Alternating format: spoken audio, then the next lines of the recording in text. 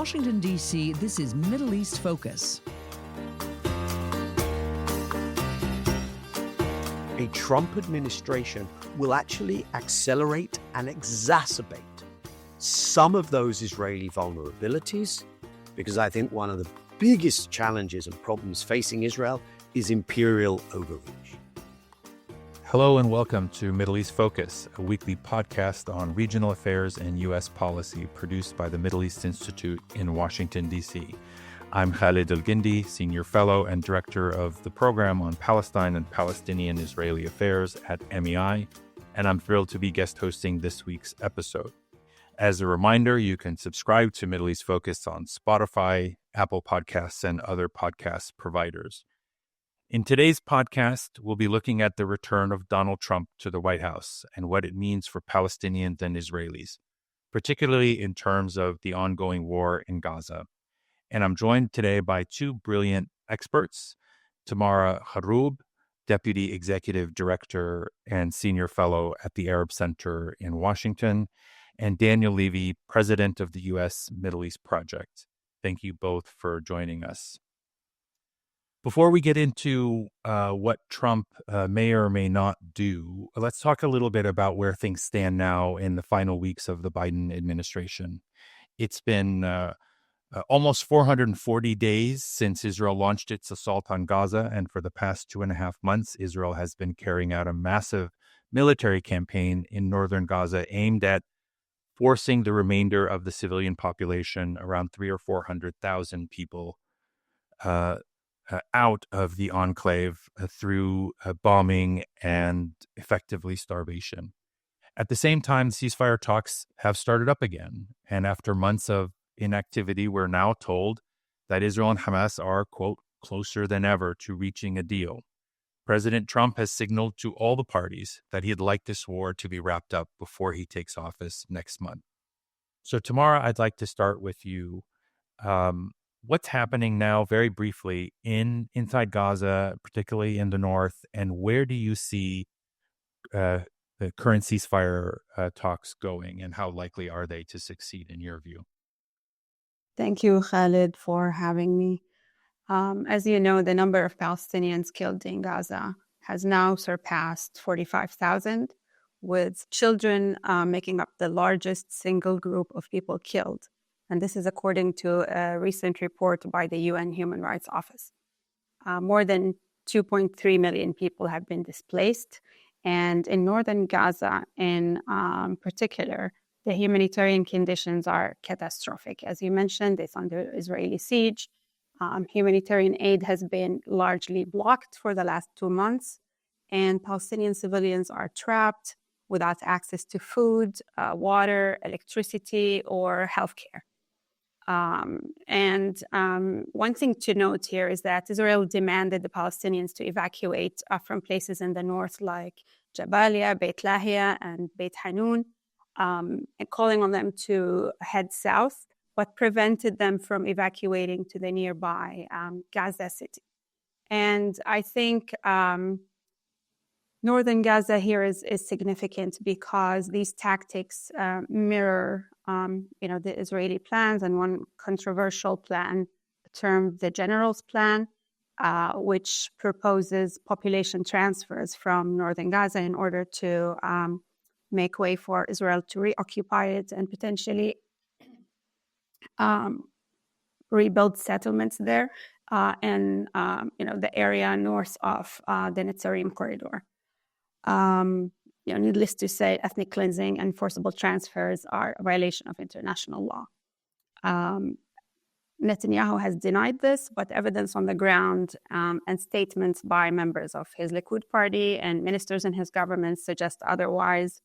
And looking at the larger pictures, these escalations in the north, aimed at depopulating northern Gaza, align with Israel's long history and strategy of creating facts on the ground, in this case, in Gaza. As far as the ceasefire talks, how do you see them going? So I think, this is, a good transition to the discussion of ceasefire talks. They have resumed recently, and they're unfolding as we speak. We know that in the past, they have reached an impasse over Hamas's insistence on full Israeli withdrawal from Gaza and a clear timeline and international guarantees for this withdrawal, among other things. And Israel demanded maintaining military presence, at least in the Philadelphia and Netzarim corridors. As is being reported right now, the ceasefire deal is closer than ever and in the final stages, and some signal that it could even be reached before December 25. What has changed? I think the Trump factor here is significant. We have regional and global shifts that may have prompted this change on the part of Hamas, but also the Israelis to some extent. I just, looking at Trump's election victory and his recent threats on social media that there will be hell to pay, or all hell to pay if the hostages are not released, along with his reputation of being unhinged and unpredictable, it may have pushed Hamas at least to make some concessions. Hamas is also weakened, especially after the killing of its military leader, Yahya Sinwar, but also the setbacks suffered by its backers, Hezbollah and Iran, in the killing of Hassan Nasrallah and the toppling of the Assad regime. I think Netanyahu is also under pressure domestically to prioritize the release of the hostages, but also internationally. There are arrest warrants against him by the ICC, and has not achieved really the goal of dismantling Hamas, and needs the optics of a win. I can talk about the feasibility of the talks if you want. Real quick, because I want to ask Daniel also the same question. Is this time going to be different? From what it seems, no. The Israeli defense minister has made statements that Israel will maintain security control over Gaza and will have the freedom and action in the Strip. And a Hamas political leader has said that Hamas still retains its three red lines: permanent ceasefire, full Israeli withdrawal, and the return of the displaced Palestinians. While all the talk in the media sounds promising, it doesn't seem like this is as imminent as is being reported. Yeah, I guess we'll have to wait and see. Daniel, what are your thoughts on this, on the current ceasefire situation, and specifically on the Trump factor that Tamara mentioned? Who will get credit if, in fact, there is a ceasefire deal? One, is it meaningful given what we've seen in Lebanon, and that Israel can continue to bomb regardless of the ceasefire deal that's in place? And two, who gets credit? Does Trump get credit? Or is this something that Biden will be able to claim as his victory? Well, I'm certainly not going to start distributing credit for something that hasn't happened, and for something that, were it to come about, cannot bring back any of the lives lost in the last 14 months, the devastation, the lives not only lost but ruined. There is a narrative out there which is convenient for Israel and Western powers, and that narrative revolves around Hamas now being far more desperate to get a ceasefire given developments elsewhere in the region. I don't think that's real. I don't think that Hamas saw that Hezbollah's involvement in a Lebanese front was easing the situation in Gaza. I think the idea that the axis of resistance card was going to be decisive in this round of fighting, to the extent to which that could have been a factor, I think that possibility had long since passed. And let's remember that Hamas has never been a core component of that axis. The Palestinian faction closest to Iran is Palestinian Islamic Jihad. Hamas broke its links when the rebellion in Syria began with the Assad regime. It sided with the rebellion, those links, as Assad seemed to re-entrench himself, were resumed. But the Hamas situation in Gaza, I think, exists largely independent of those things. Israel's desire to displace, ethnically cleanse, remove Palestinians from the landscape is an Israeli priority beyond things to do with the axis of resistance. So I think if indeed Netanyahu is going to move towards agreeing to a ceasefire, and let's be clear, the main obstacle to a ceasefire all along has been Netanyahu. That is something that has been recognized on a number of occasions by the families of the Israelis being held in Gaza, by members of Israel's own military establishment, probably by the outgoing defense minister. So if Netanyahu is going to move, he will have to find a narrative which doesn't say, hey, I'm the one now making the concession. So he has this convenient narrative that Hamas is budging. Of course, you also have the outgoing Biden administration. And I think what is changing is their desperation. Now, what we've seen since the election defeat of Harris is an attempt by the Biden team to own the legacy, which I think in history will place senior administration officials firmly in the camp of genocide backers. But they have sought to own that legacy as a proud legacy. We stood with our ally, but I still think they would like to get this thing resolved. And so if I were to kind of drill down, where are we? I would say the following. What has potentially moved and created a possible opening is what you said, the Trump unpredictability factor, Netanyahu perhaps wanting to get off on the right foot with him, and Netanyahu being able to perhaps manage his coalition a little easier because he can say to those coalition allies who stand foursquare against any deal, even a partial deal, don't worry, this won't be a permanent ceasefire, and we can do great things in the West Bank. He wouldn't call it that, of course. He'd say Judea and Samaria with the Trump administration. And Netanyahu sensing that he has a little more coalition wiggle room. I don't think he feels he's under pressure. He wants to keep a war going. He can do that now in Syria and elsewhere. And of course, as far as he's concerned, this would still be, as Tamara suggested, a temporary respite. This isn't going to be a permanent ceasefire. So I think where we are, as we're talking, is that the linkage between phase one and a permanent ceasefire is still something that needs to be drilled down on. Whether Netanyahu wants any ceasefire is still to be drilled down on. There is no reason to think Hamas would accept just a first phase without something that plausibly, credibly looked like it might bring a more comprehensive ceasefire. And then the details around who gets released from Gaza, Palestinian prisoners being held in Israel. What is the key to that? That feels to me like a lot still to wrap up. Yeah, for sure. So I'd like to pivot now to talk about Trump. We know quite a bit about Trump based on his record, but also based on his appointments in key foreign policy posts, in particular, and his Middle East positions in particular. So we've got Trump's foreign policy national security team, Marco Rubio, Pete Hegseth, Mike Waltz as national security advisor.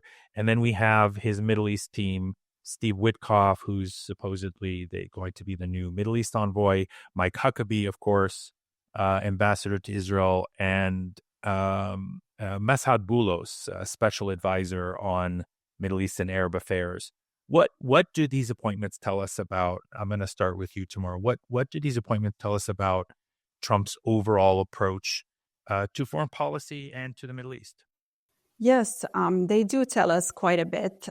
Although Trump presents himself as a deal maker and the president to end all wars, his nominations and picks include largely neocon war hawks who are staunchly pro-Israel and anti-Palestinian, and, at best, unqualified for their positions.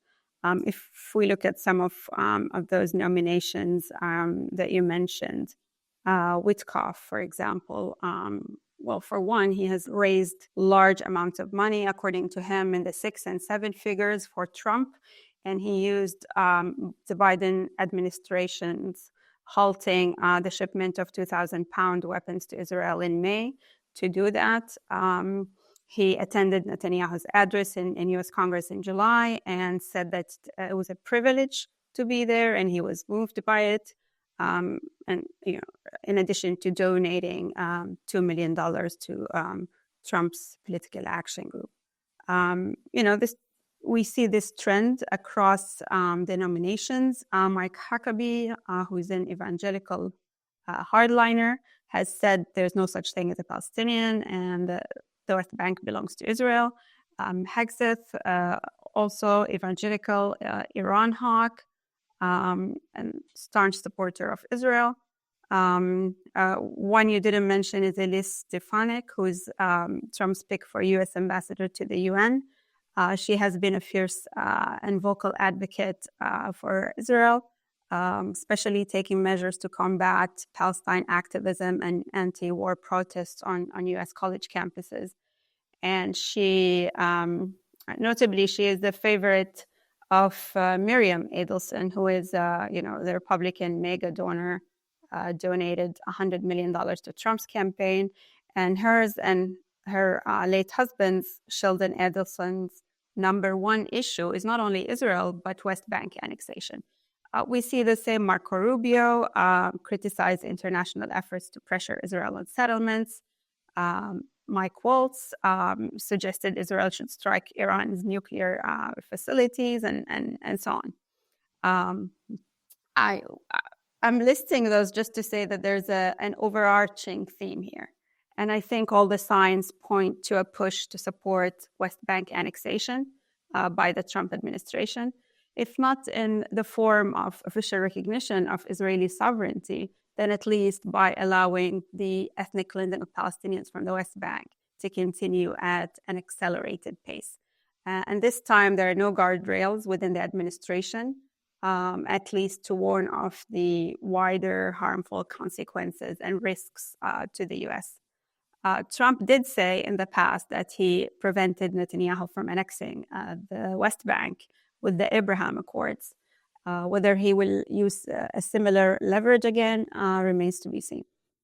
Daniel, what stands out to you about Trump's appointments? Do you see a similar kind of overarching, common thread or overarching strategy running through his, at least his appointments? Many believe that since Trump prioritizes things like personal loyalty over competency, that we should not expect something approaching a coherent foreign policy approach. Would you agree with that? I think it would behoove us, given the experience of the last 4 years, to at least step back for one moment and not fall into the trap that the boogeyman team are coming to town, given what we have experienced with the Biden administration. We were sold that these were the best and the brightest, highly competent team.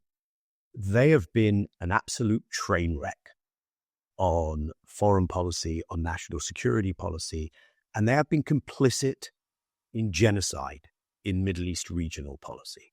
So, you referred earlier to the Trump social media posting regarding Gaza. Tamara had the language memorized. I don't, but it was, watch out, beware. And we're talking about something deadly serious, so humor isn't befitting, but it does remind me of the Monty Python Life of Brian sketch where the guy is about to be stoned to death and he starts talking about Jehovah and they say, you're only making it worse for yourself. And he says, how can it be worse? It can be worse, but I do think everything now has to be set against the context of the last 4 years. That's the first thing. Secondly, when it comes to the characters involved, I'm kind of holding myself back because I think let's see who actually takes office. We are talking about a month out from the actual inauguration. and let's see who survives further scrutiny, who actually makes it into office, and how long some of those characters last in office when it comes to the specific individuals. I do think that what we will see in the Trump national security team across many issues globally is some competing trends. I think you will have those for whom a business imperative supersedes a neoconservative hawkish imperative, for instance, on China. I can see that even playing out on Iran. I can see the circumspection when it comes to getting involved in military entanglements having a role. I can see the impact on energy markets. If you're seriously going for tariffs, if you're seriously going for a crackdown on immigration and even a deportation policy, that has an inflationary effect. Do you want other things in your Middle East policy to exacerbate that inflationary effect? So I think there are open questions there. Where I don't think there is an open question, and this speaks to where Tamara was taking us, that I agree. Where I don't think there is an open question is when one goes narrowly into the question of Israel's regime vis-a-vis the Palestinians and the permissive environment. And I do think when it comes to the West Bank, that environment is likely to be even more permissive. And I say that for two reasons. One is we have a track record.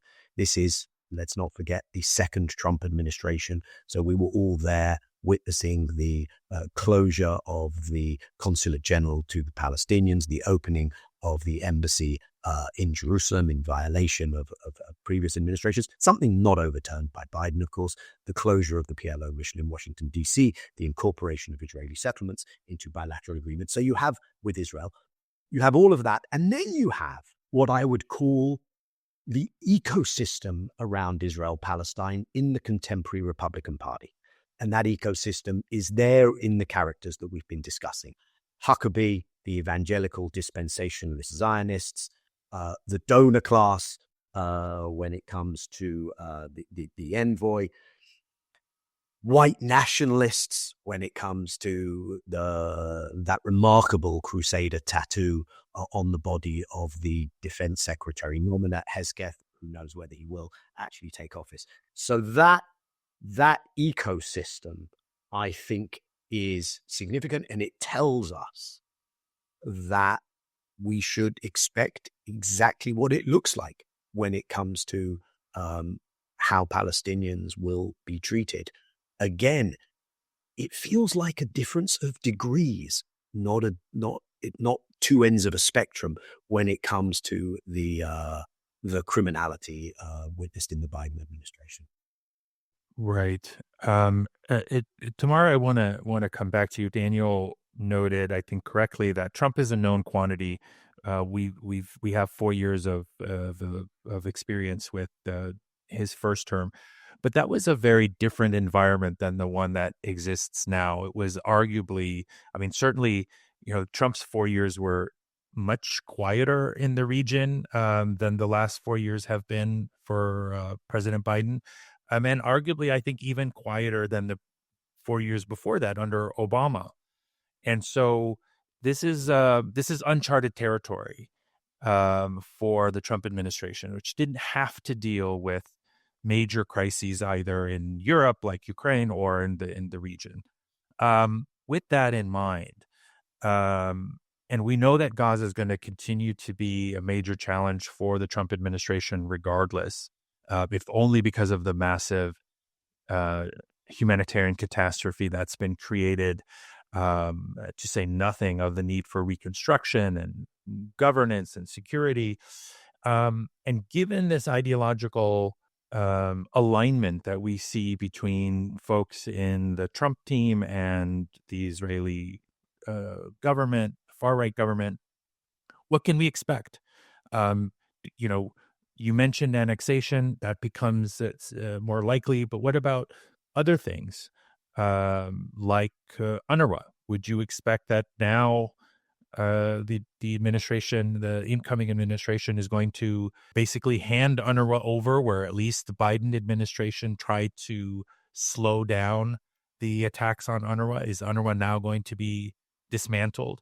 And are there other examples that we can look to that would allow Trump to distinguish himself from Biden? I would say I agree with Daniel here in the sense that there's not a huge difference between Trump and Biden when it comes to the genocide in Gaza and the humanitarian crisis that will continue to be an issue for many years to come. With regard to humanitarian aid and UNRWA, we know that the Biden administration has largely paid lip service to the suffering of Palestinians, but did nothing to end it. On the contrary, it continues to enable, finance, justify, and whitewash the mass killing of the Palestinians. We saw how invading Rafah was a red line for Biden, and nothing was done. And then the letter in mid-October giving Israel 30 days to allow humanitarian aid into Gaza. The deadline came and passed, and the U.S. continued to, provide military aid to Israel, which was probably more of an election campaign effort than anything genuine. But also Biden defunded UNRWA, which is the main provider of aid in Gaza, and essentially presided over Israel's genocidal campaign against the Palestinians.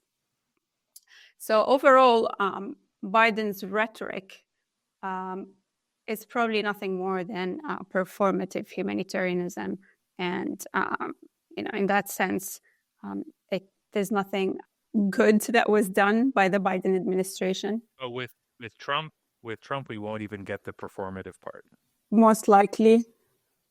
Why, rather than having someone serving in a senior position in administration who wrote the definitive book on genocide, Problem from Hell, Sam Powers, and then serves in a pro-genocide administration. I don't see the positives and I'm not saying there aren't challenges, very significant challenges coming down the pike with the incoming administration. But again, I'm failing to see any benefit that was yielded from having, unfortunately, it's only expletives coming into my head, the outgoing Biden team.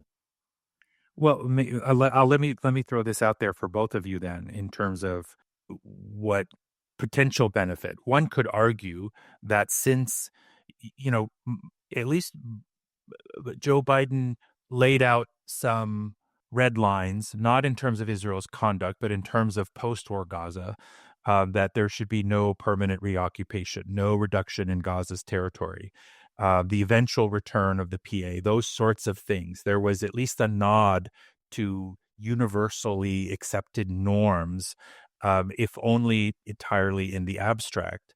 And that creates at least a metric by which to judge that administration. Now, Trump is coming in with a total commitment to unconditional support for Israel militarily and diplomatically, but without even the pretense of any of those things. Isn't that by definition more dangerous if we don't even have there's no ceiling on what Israel could do even in the abstract? Doesn't that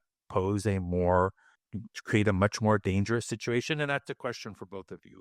I mean, yeah, the main difference probably is that the Biden administration maintains the U.S. official line of supporting the two-state solution, which essentially requires Gaza to be under the Palestinian control.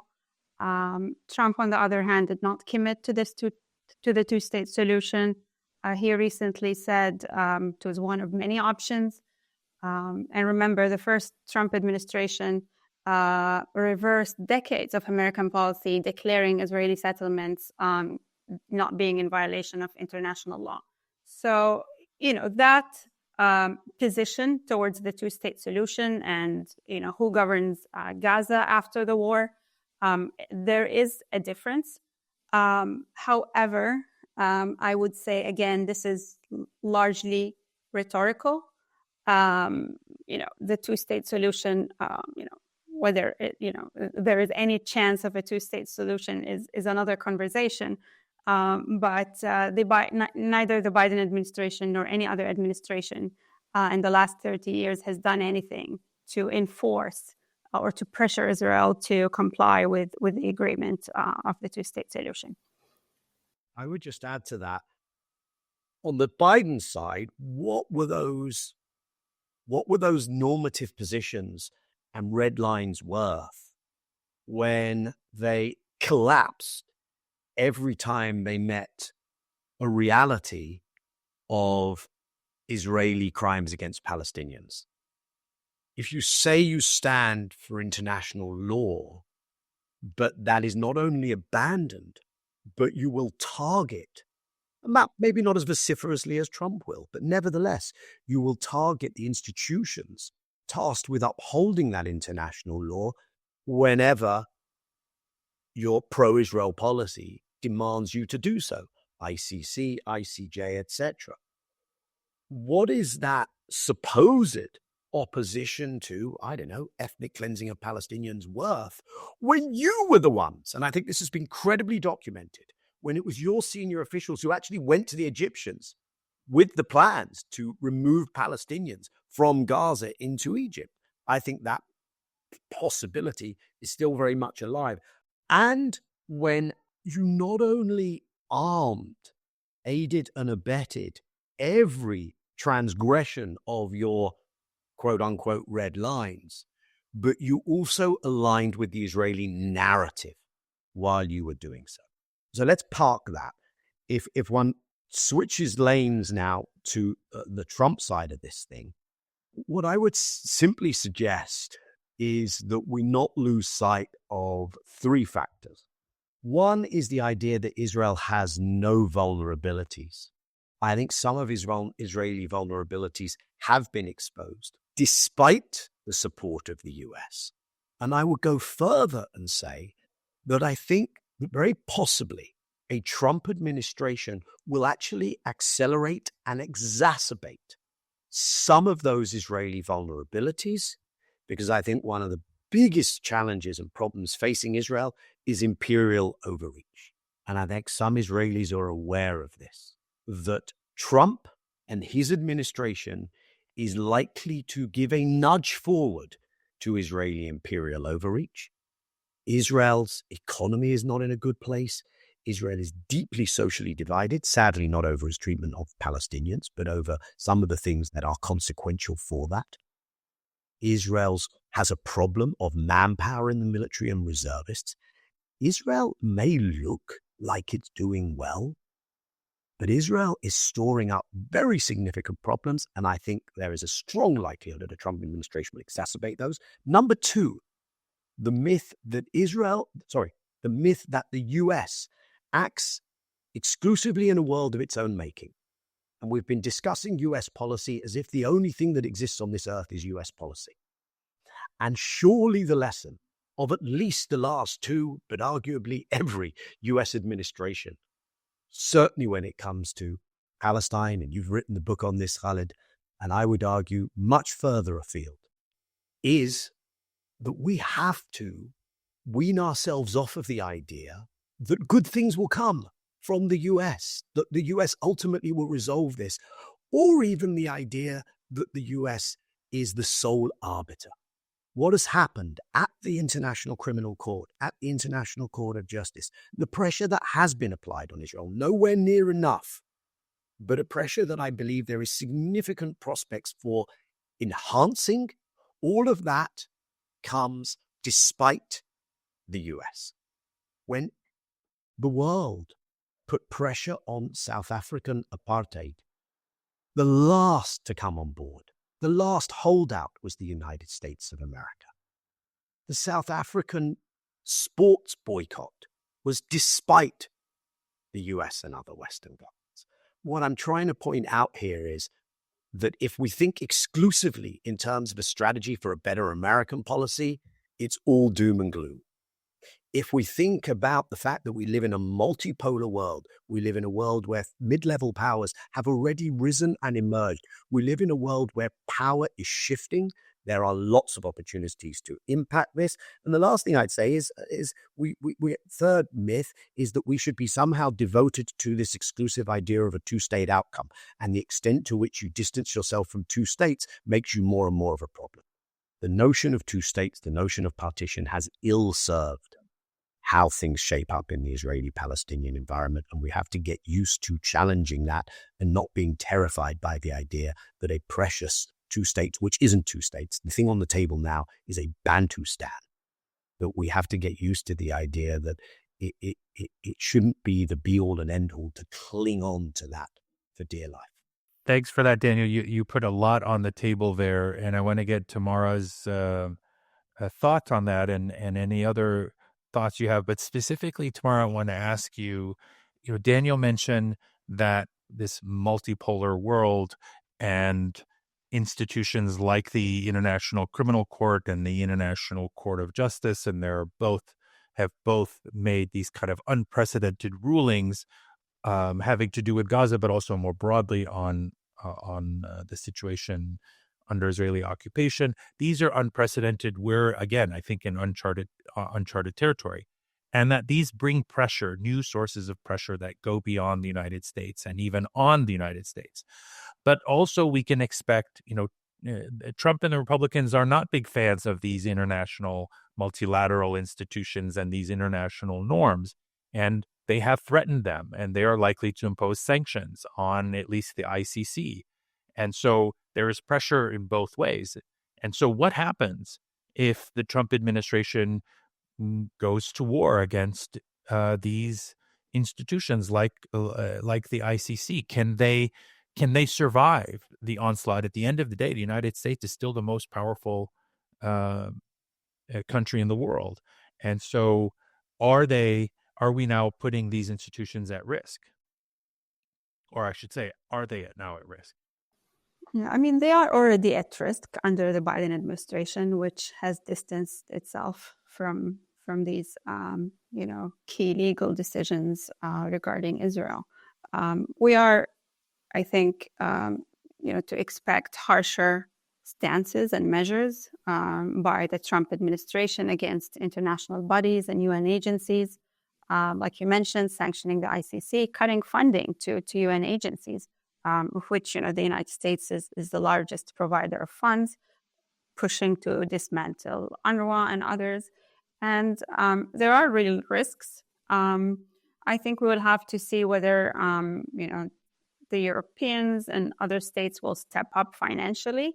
But as Dan said, there are shifts that have taken place, at least during the last year, if not longer, where small and medium states in the global south have yielded power and influence on the global stage, and they will continue to do so in a way that gradually might decenter the United States as the focus of global dynamics.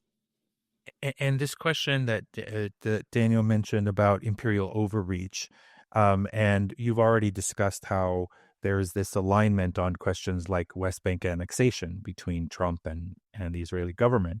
So do things like annexation ultimately create more problems for Israel if they move in that direction, or the ethnic cleansing of Gaza? I mean, if they go too far, what is too far? I mean, we've seen the international community has an enormous tolerance for, death and destruction, and even the dismantling of their own preferred two-state solution. So, is there such a thing in your view as overreach? I would say this international system, or the global order, including the UN system and other international legal agencies, were founded to, in a way, shield, powerful states and their allies. And so it is a system built on unequal and unjust foundations. And we still have, for example, the U.S. veto at the UN Security Council, which Trump will most certainly be using against any measures to condemn annexation of the West Bank and other policies of the Trump administration. I don't know that things, and this is not to say that Biden is any better. We've seen, the Biden administration using its veto power to block ceasefire resolutions at the UN Security Council. So I think short of reforming this system, states like the United States will continue to have disproportionate power internationally. Can I just add, I don't want to suggest any of this is easy. I don't want to underestimate the dangers. I think if you're looking at the region, Israeli overreach is really dangerous. By the way, I think one of the things we see happening, even in the context of Syria, is Israel thinks it's sending the signal, don't mess with us. We are the regional hard guy. No one should think that they are immune from our reach. I think the rest of the region is hearing that message, but the rest of the region is also saying, yes, and it's really dangerous. We're all threatened by your destabilizing tendencies, if not worse. So I think what you see is a number of regional actors in their own way, hesitantly, though, being pushed together to acknowledge the shared threat that they face. And then internationally, I do think that one of the greatest challenges the world faces is how do you manage American decline and how much is going to be pulled down as we go through this era of American decline. But in that respect, what Tamara said, this is about a multipolarity that better reflects the world and the needs of the world in which we live. And it's not going to be born like that. And it's not going to come out painlessly. But that is precisely the challenge that whether it's Palestine, Israel, and the West Asia, Middle East region, or whether it's a whole slew of other challenges that we face, that is what we're going to have to look at. And the more the US and the West distance themselves and take an axe to a fragile institutional architecture, I think the more others will be forced to come together, whether it's in banking and payment systems or whether it's in what are the rules that we operate in this world according to. They are going to be forced to put other things on the table. Right. I'd like to, I think this is going to have to be our last round of questions. And but I want to pull a little bit on this thread, Daniel, about the regional response to what is happening, because there's another regional vision that this administration, but also the Trump administration in particular, had, and that is the Abraham Accords. Right. That was a vision based on Israel's integration into the region, a peaceful integration, right? The one that would bring stability and prosperity. Now we're looking at a different regional response in which it's not Israel's integration into the region, but Israel's domination. But how much of that original Trump vision of the Abraham Accords, and I'm talking specifically now with regard to Saudi Arabia, because that's the big prize, of course, for Israel, is expanding the Abraham Accords to include Saudi Arabia, something that is achievable now, more so than it was under Biden? I would say both Trump and Biden have made that a priority, but failed to expand the Abraham Accords to include Saudi Arabia. This time around, Trump is entering the White House with new realities. The political landscape in the region has changed dramatically. We have October 7th and a more extremist hard-right government in Israel, whose members, would oppose any Palestinian state. Smotrich specifically said a normalization deal won't happen with Saudi Arabia if it requires Palestinian statehood. But also from the Saudi side, we have a genocide that's been live streamed across the Arab world for the last 14 months and sparking anger among the populations and militant groups, posing serious threats to Saudi Arabia internally and externally. The Saudis have been taking this sentiment seriously. Has said there's no to normalization. It's off the table without a resolution to the Palestinian statehood issue. While the Saudis might be more willing to ignore some of the terms of the Arab Peace Initiative, I think it remains the primary guiding document on this issue. But I also would say that Saudi foreign policy has shifted since the first Trump administration. Not the least because Trump practically abandoned Saudi Arabia following the Houthi attacks on its oil facilities in 2019. And Saudi Arabia has, sought to, diversify its political and diplomatic portfolio away from its reliance on the United States. We've seen their approachment with Iran, which was brokered by China, and so on. I think there is still a right price for Saudi Arabia. These agreements under the Abraham Accord have been nothing but the U.S. bribing, those countries into the agreements. UAE and Bahrain with security partnership and authoritarian supplies. Morocco with U.S. recognition of its sovereignty over the Western Sahara. Sudan with removing it from the list of state sponsors of terrorism. And so, the price of normalization might still be high for Saudi Arabia as things stand right now, but I don't think it's out of the question. Daniel, same question about the Abraham Accords, but specifically, do the Saudis now have leverage to use to act as a constraint on U.S. and or Israeli overreach, the overreach that you mentioned a moment ago? Yes, absolutely. And they're not alone in that respect. And I endorse what Tamara said, that this is a different Saudi Arabia to 8 years ago, the first Trump inauguration. Saudi is in a stronger position should it wish to deploy that. The world economy speaks to that reality. Saudi itself has undertaken what I think in Saudi national interest terms is eminently sensible in terms of, as most others have, in terms of hedging their international relations. I think part of what the US is trying to do, this is much less about Middle East peace, much more about geopolitical rivalry with China, trying to pull Saudi further back into an American camp. And I think the Saudis look at this and say, well, we're not going with bifurcation. We have strong and growing relations with China, but we could do a little more with you, and maybe we'll slow down some of our non-dollar denominated trade, especially petro trade.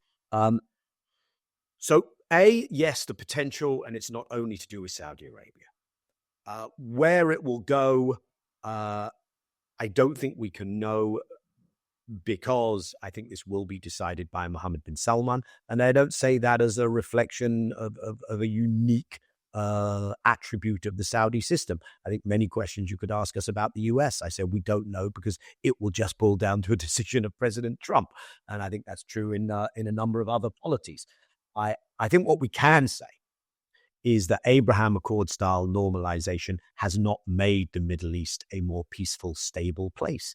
It, by definition, by intention, by premeditation, was designed to marginalize the Palestinians, but that didn't create a region that is better for those actors to operate in. And if Saudi is thinking 2030 and beyond, it doesn't want a more destabilized region.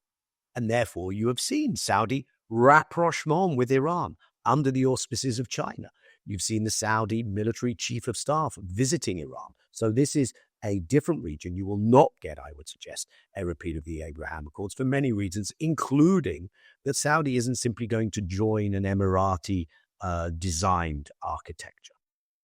Where that leaves us, I think, is with what Tamara said. This is a region where the public, which does matter. Yes, polities can have a significant degree of influence over their media. They don't necessarily have to listen to the publics in all kinds of ways, but the public is watching in real time, as was said, what is going on in Gaza. I don't think that as long as that is going on, this is going to be easy. I don't think it is going to be quite so easy to part the Palestinian question. I don't think it's going to be quite so easy to embrace Israel after what we have seen. And we're also in another moment. Arab Spring 1, and I use that term very loosely and hesitantly, there was a major counter-revolutionary reaction to make sure that that could not succeed. I think many feel threatened by what's going on in Syria. They don't want a positive model. So I think in this moment of regional turmoil, there is an awful lot to play for. And again, I think we get off down the wrong path if we assume American preeminence or primacy in determining outcomes in that region. Thank you. We're going to have to leave it there. That's all the time we have, unfortunately, for this week. Thank you both, our guests, Daniel Levy and Tamara Kharroub, for a really rich discussion. And thanks to our listeners for tuning in, and to our production team for all of their work in putting together this week's episode. You can find the latest events and publications by the Palestine Program on MEI's website at www.mei.edu. Select programs, then Palestine and Palestinian-Israeli Affairs. You can also follow us on X, Instagram, Facebook, and YouTube, and subscribe to our newsletters for the latest analysis and information. Thank you again. I'm Khaled Elgindy, and we'll see you again next time.